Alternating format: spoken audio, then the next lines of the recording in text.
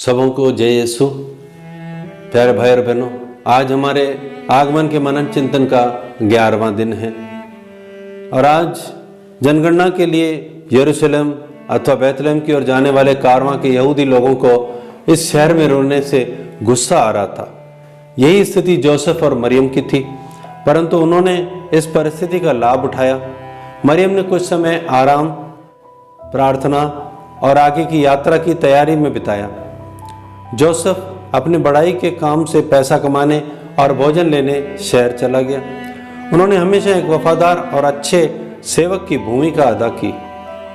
Joseph के जीवंत उदाहरण ने यीशु नाज़री को भी प्रभावित किया और उनके इस आदर्श पर अक्सर यीशु ने भले और ईमानदार सेवक के बारे में बोला।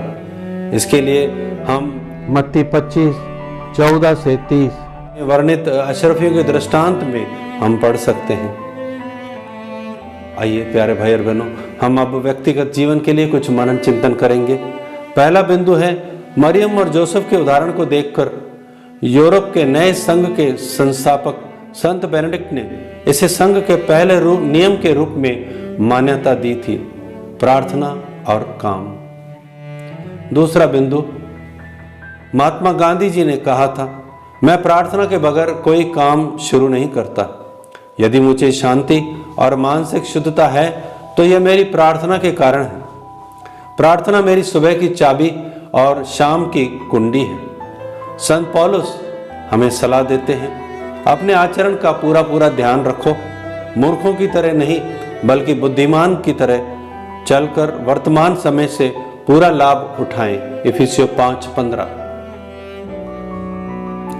तीसरा बिंदु, मेरा व्यक्तिगत दैनिक कार्यक्रम यह है, ईश्वर की उपस्थिति, ईश्वर को अर्पण और ईश्वर से शांति।